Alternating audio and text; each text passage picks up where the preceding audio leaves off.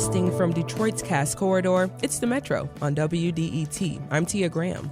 And I'm Robyn Vincent. Today on the show, a weekend of gun violence turns deadly in both Michigan and North Carolina. And in each case, the shooter was a former Marine. We'll ask what happens when veterans return home carrying invisible wounds, and what services are missing when they ask for help or don't. And we'll hear directly from veterans about the challenges of coming home, from finding mental health care to staying connected to community. We'll also step into Detroit's past and future of labor, how a bridge that once carried hunger marchers is now becoming a park to honor their fight for dignity. And trash on our streets. We all see it. But one artist refused to look away, turning cleanup into a movement of pride and connection. From the traumas we bear, to the history we honor, to the communities we choose to build. This is The Metro. And we begin with the weekend's violence. 2 mass shootings, 2 former Marines. What do these tragedies reveal about guns, about grievance, and about veterans coming home? On Sunday, a place of worship was turned into a scene of violence. In Grand Blanc, a former Marine and Iraq War veteran shot and killed at least 4 people at a Mormon church and allegedly set the building on fire. Officials say it was an act of targeted violence, but we don't know the reasons for it. Some victims are being treated at a local hospital. Now, it's no secret, gun violence is a big part of culture here in the U.S. Gun deaths have increased over the last decade by 33%. And the United States is the rare, wealthy nation with more guns than people. Less than 14 hours before the attack in Michigan, a former Marine, Iraq War veteran, and Purple Heart awardee killed 3 people and wounded 5 others in North Carolina. Now, these stories are about guns and access, but they're also about veterans reentering civilian life, about isolation, grievance, trauma, and how people respond or don't to warning signs. To discuss all this, we have Erin Comartin here. She's a social work professor at Wayne State University. Professor Comartin, welcome to the Metro. Thanks for having me. So first, what was your reaction to all the violence that happened this weekend from Americans who went to war in Iraq?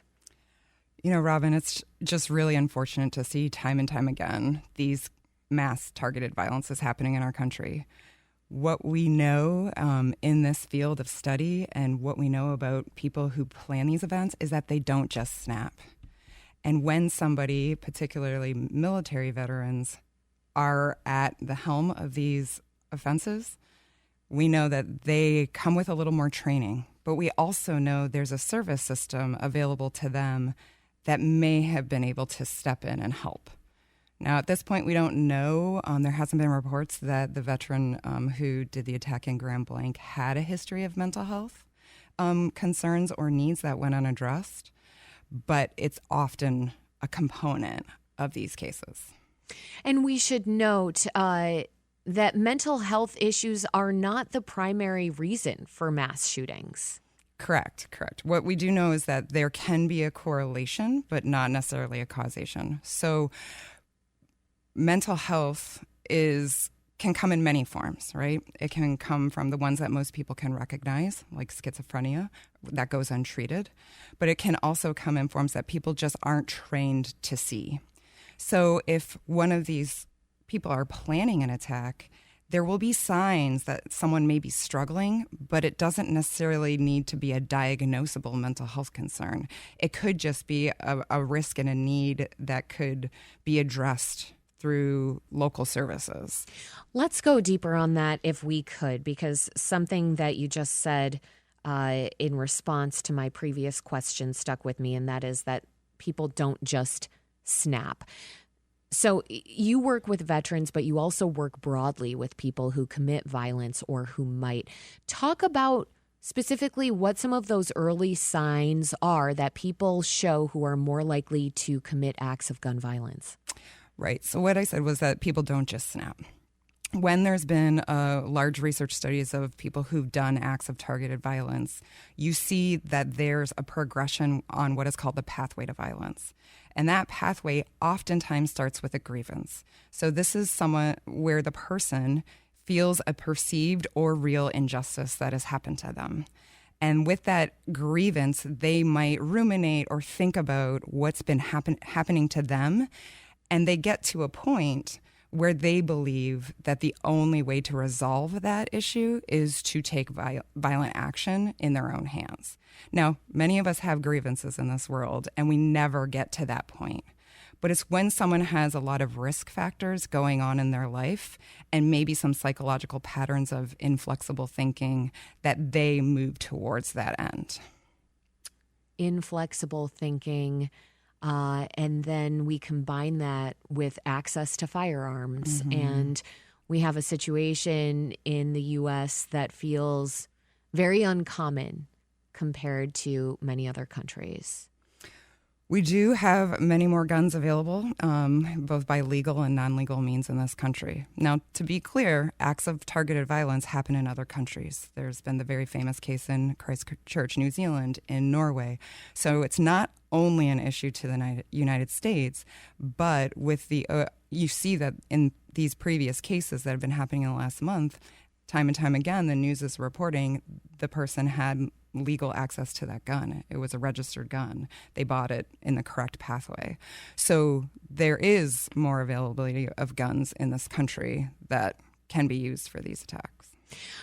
You mentioned this notion of people being a bit inflexible in thought. Why do you think people are more likely to commit violence if they're less open and less flexible in their thinking?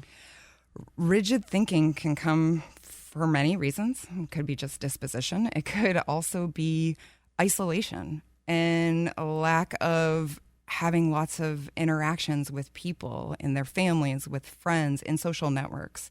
You know, with the advent of social media, people feel like they're connecting with people online, and those are real communities that can enhance people's lives. But I think as the more people get isolated, staying in their home and not interacting in their communities with more and more people, particularly people who are different than them and see things differently, the rigid thinking can close in and think that there's only one way to do something. I want to be careful not to make this strong connection between veterans and violence. Correct. However, there is something that you just said that makes me think about what veterans go through when they're reacclimating into civil society here, and that is a sense of isolation. Can you talk a little bit more about that? Yeah, if someone has done a tour abroad or spent a significant amount of time away from their community, coming back is a different experience. You know, they've been out doing the job they've been trained to do for a very long time in some cases. And when they come back, that reintegration process really needs to be handled well. And if they're coming back and they don't have that same connection to their group that they had when they were abroad, that's kind of a loss of social support. And then they may come back different. You know, time has passed. And so making sure that families and communities are accepting of the veteran and helping them, or, you know, finding ways to re-engage with their local community, particularly after their service has ended, is going to be key to helping them reintegrate.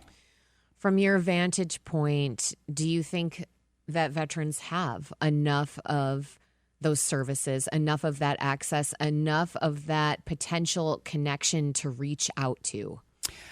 I think in Michigan, we do have the VHA service, right? The Veterans Health Administration, as one means for veterans who are eligible for that service, because not every veteran is eligible to receive services from the VA.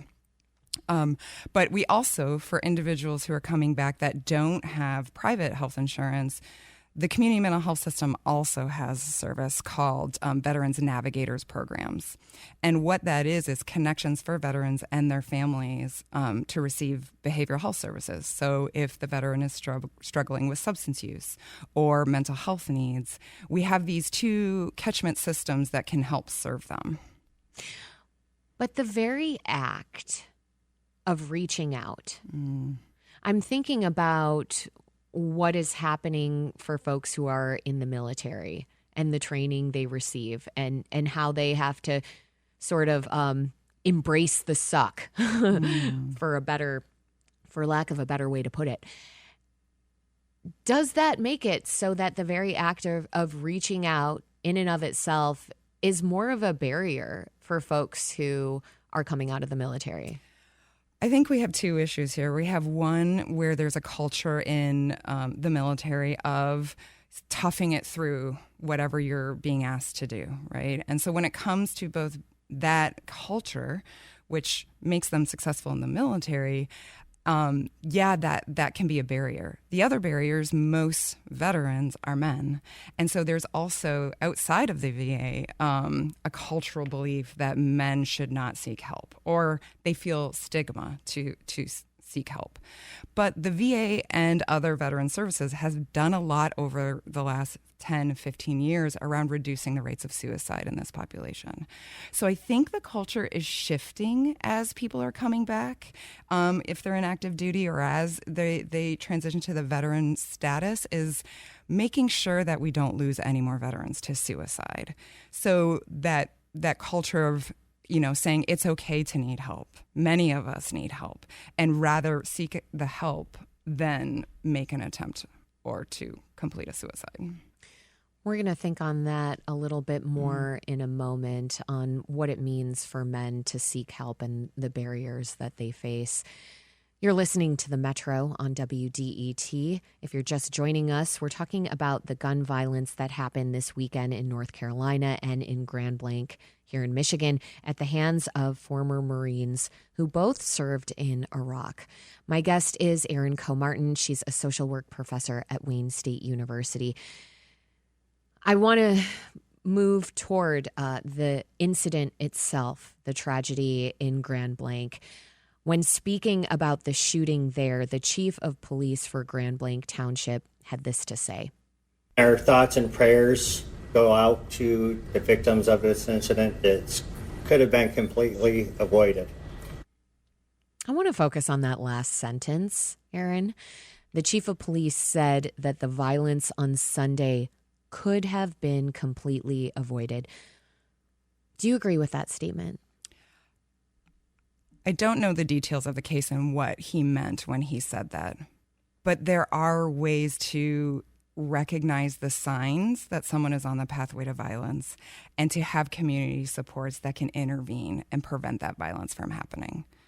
There's a framework called the Behavioral Threat Assessment and Management Model of Care, where communities are available to advise when someone has a concern about somebody. If they see somebody either leaking information that they're going to plan an attack or follow through with an attack, that there's a community resource to respond to that, to get that person's services and connection to those services before they head down that pathway.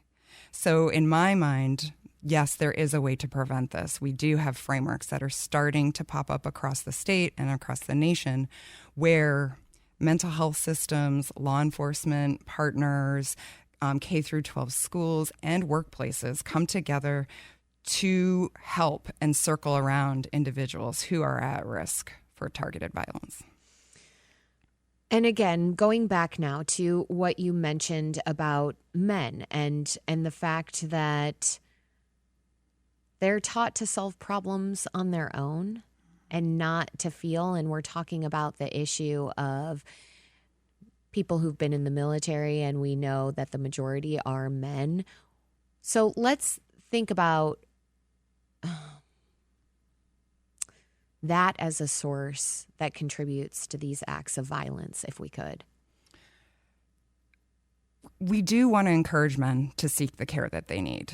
Yeah. We just know from the data that women are more help-seeking, but there are ways that men can do that actually build in the culture of the military. So there are nonprofits across the country and here in Michigan that actually use the structures of the military to build social supports around veterans. So I work with this group in Battle Creek, Michigan called 0 Day. And they're a group of veterans who, as men are coming back from National Guard stints or as veterans are struggling, they reach out to each other and they'll go and do outward bound like activities where they take them out into nature away from everything that's causing upheaval in their life and circle around that individual and give them the support they need. It is hard that sometimes that first step in making that ask is hard, but there are places and people who want to help veterans seek that help. When we think about that support system, though, of course, there are some incredible nonprofits out there, but I'm wondering about the actual federal support because of recent cuts. I mean, DOGE, that's part of the Trump administration. It helped to fire many people who were working in Veterans Affairs offices. The VA now says nearly 30,000 jobs will be cut this year. A watchdog report found that most VA hospitals don't have enough doctors. More than half are short on psychologists. And dozens of VA clinicians say care is at risk. So what have been the consequences for veterans? Because certainly the nonprofit world cannot fill in some of these crucial gaps. You're absolutely correct. I'm concerned about this loss in funding and what that will do for all the services that veterans needs. We know that they're at greater risk for many health issues like diabetes. Many, not all, but many come back with TBIs, traumatic brain injuries. And the combination of all the physical and mental health needs that they might need not being available to them is a risk they will bear, their families will bear, and our communities will bear.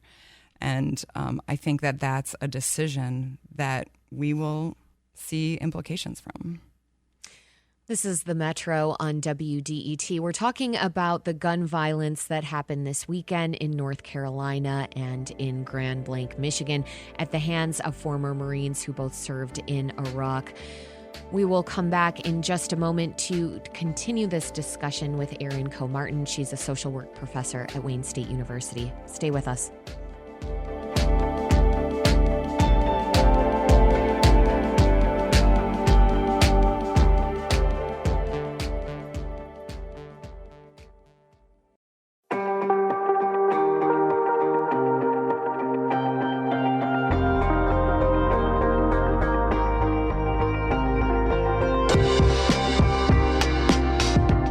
Metro on WDET. I'm Robyn Vincent. We're talking about the gun violence that happened this past weekend in North Carolina and in Grand Blanc, Michigan. It was at the hands of former Marines who both served in Iraq. And my guest is Erin Comartin. She's a social work professor at Wayne State University who does a lot of work with veterans and focuses on them in her research. Before we move into some potential solutions to prevent another tragedy like this, I want to just briefly close the circle here on what we were just talking about, and that is cuts to the VA, how that's affecting veterans' access to social services, to health care, and to mental health services. On the topic of the federal government, President Trump's so-called Big Beautiful Bill, his budget law that passed in July, made deep cuts to Medicaid. I'm wondering how that might impact the services veterans are able to receive. Yeah, particularly for veterans who are not getting their care through the VA or private health insurance. Many get their insurance through Medicaid. And my understanding of those cuts to Medicaid is many who will lose Medicaid are single men who were brought in through the ACA when it passed. So there might be a disproportionate number of veterans who will lose their access to health insurance through those cuts. But we know that many veterans do seek both care from the VA and through Medicaid billable services at the same time. So if you're getting a reduction in care through the VA at the same time that your access to Medicaid is cut or gone, I mean, then you really have a big gap of healthcare that is not being addressed. One more way I'd like to try and close this circle, Erin, if we could. We've been going back and forth talking about some of the barriers that veterans face in accessing help. And what I'm hearing is like barrier on top of barrier on top of barrier, and how these start to really stack up. And before you know it, you're looking at a wall. Yeah. Can you just briefly talk about that? I mean, if it's already challenging for this population to ask for help, to even make that first step, if they have the courage to do that, and then every time they try and access it, it's just spinning them in circles and they can't get the care they need, that's going to obviously deter any future seeking of services, which could result in more problems in their lives for them and their families. So I think that we shouldn't put so many barriers up in society for not only veterans, but anyone to seek the care that they need, particularly in times of crisis, right? And those are the key moments where someone can get what they need addressed because it's gotten so bad. So I think making sure there are crisis care services available, and then ongoing either, medication management, therapy, wraparound services for whatever their needs are, is essential for health, particularly for veterans. For you as a social worker, you've seen that we are experiencing less stigma in terms of people who want to access mental health care. You have seen that curve. Is that right? Correct, yes. And so part of that is societal solutions and policy and us not being afraid to try and be more proactive. And that has me thinking about Michigan's red flag law, which allows courts to temporarily remove guns from people who are deemed a danger to themselves or others. Do you think that kind of tool could have helped in cases like these, and is it being used enough? I actually do think this is a great law for us to have, particularly in cases when people are on the pathway to violence, when someone is not just made a threat, but actually poses a threat. So I serve on a local behavioral threat assessment and management team, and there are times we have thought about using this new law in order to give us time to assess if somebody is, how far they are on that pathway, and if they need to have those guns removed to prevent a violent act. So it is a very useful law in many of these situations and can be used by law enforcement entities. There is the question, though, if it is being used enough, and that remains to be seen. I mean, some of my previous reporting looking at the use of red flag gun laws in Colorado, for example, I found that it was politicized, that sheriffs, based on their political ideology, refused to use it. And so how do we depoliticize the use of red flag gun laws? Well, I think when you have multiple players around a community team discussing a case, it can be depoliticized very quickly. Because in that room, when you see a real threat in front of you and you're talking about a case where somebody has access to guns in their home, that it's not about politics in that moment. It's about what is the need to protect the community. And so while there might be sheriffs who say, I won't use it, the other law enforcement entities in that room might see the value of doing it in that moment. So it should not be a political tool. What it should be is something that is used judiciously and when needed, but it is absolutely a law that every state should have and should be used in times when it's necessary. Yeah, so much of the talk around guns, gun access, gun violence turns very political really quickly. These shootings, are they indicative of a collective problem that we're failing to address each and every day, that we are either politicizing or not, or failing to talk about some of these root systemic factors. I mean, I know that's what you do as a social worker, as a researcher. You're looking at the systems, you're looking at the factors at play. Are we failing to acknowledge these deeper causes?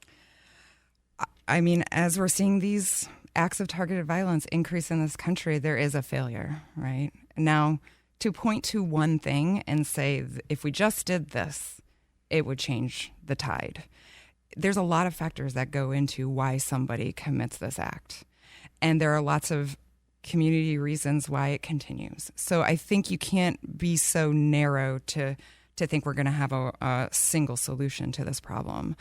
I think the political polarization has really put people into separate camps where we're starting to not see each other as human, with needs, with joys, with commonality. We actually have more in common than we do in differences. That's so right. How do we build those bridges back towards believing in each other's humanity?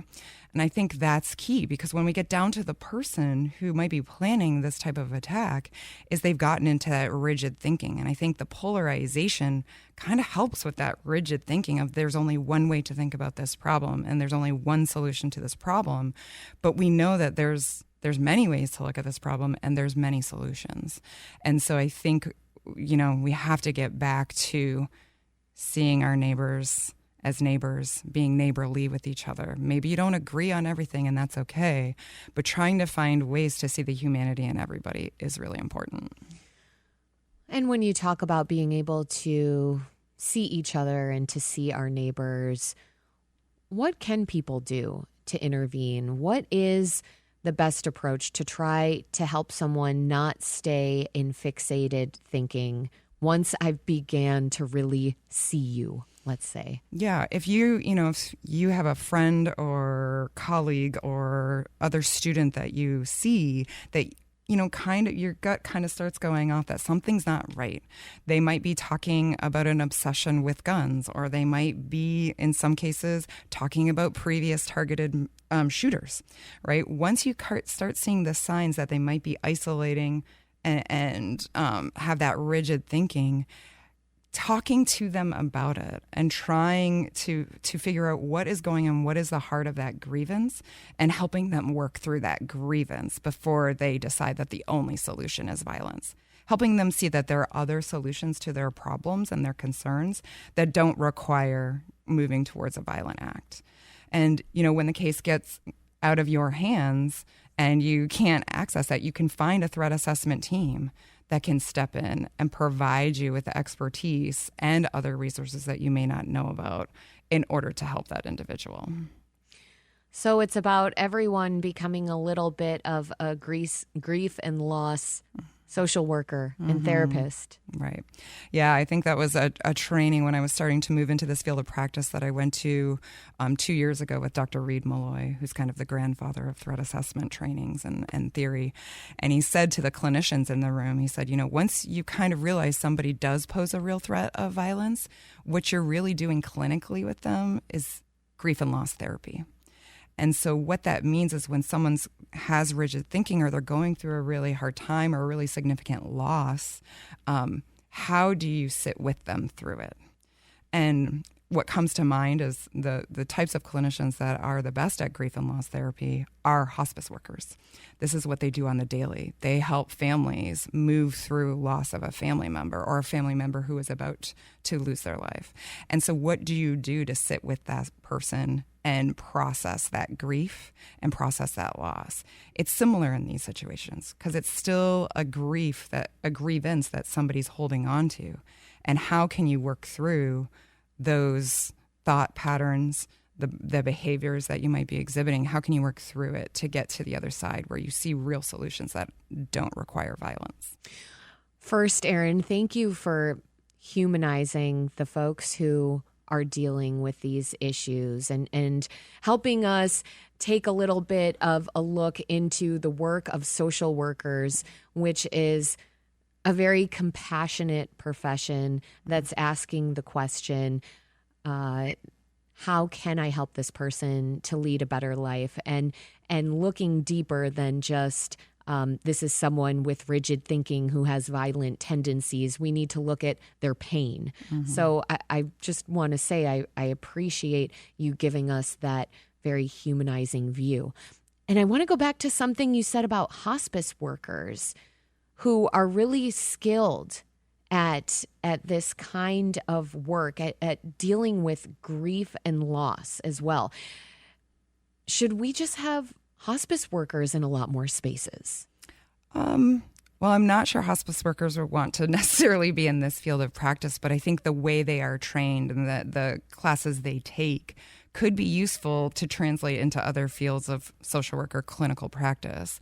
So when I think about all the new programming that's happening where clinicians and social workers are being paired with law enforcement officers in what is called co-responder programs, maybe that is a criteria training for those workers. In the threat assessment team I work with, we do have co-responders who bring cases where they believe they've been trained to screen for someone who might be on the pathway to violence, and they bring that case and talk about it, and we help them assess it. But giving them that grief and loss training in the moments that they can work with these people when they're in crisis could be a useful training for them. So thinking about how we take what is really good about the training that hospice workers receive and putting that in other fields of practice might be the most useful tool in the immediate. I wonder if you could talk about the power that you have seen in terms of the work that you do, being a therapist, being a social worker, and how you've been able to help folks transform and move past this rigid thinking, proclivity toward violence, and from a place of trauma to healing. I think this is sometimes a very long game, right? When you have somebody who's so rigid in their thinking and deeply holding beliefs that they're holding on to really tight, it takes time. This is not going to be a quick intervention for some of these cases. It's making sure that they have access to people to talk to when they need to. If there are health issues that need to be addressed, that they're getting that care, but they're also getting their social needs met. I mean, many of the cases of violence that we're seeing come when a big life shift has happened, either the loss of a significant relationship, the loss of a job, loss of housing, some of it when they're all kind of packaged together with a lot of loss. I mean, sometimes it's stepping in and finding ways to get their socioeconomic needs met at the same time. So there's a lot of care and concern that needs to go into a case where they really do pose a threat, in that we're addressing the multiple concerns that might be going on in their life. But you said it's about the long game, and I wonder if there are enough supports to keep that long game going. Yeah, the resources that this takes is continued funding, right? Funding for social workers in these spaces, funding through Medicaid billable services, right? These cuts are going to probably reduce the number of people who are in these fields and clinicians in these spaces. So I think if we are going to think about how to prevent these cases, making sure these threat assessment teams and these clinicians have sustainability into the long term is going to be key. Erin Comartin, social work professor at Wayne State University. Professor Comartin, thank you so much for joining us on the Metro. Thank you for having me. It's been a pleasure.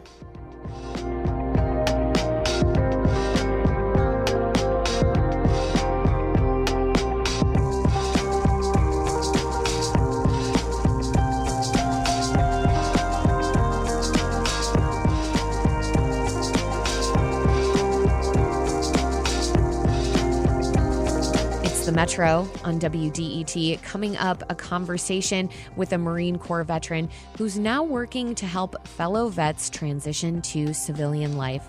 That's next. Stay with us.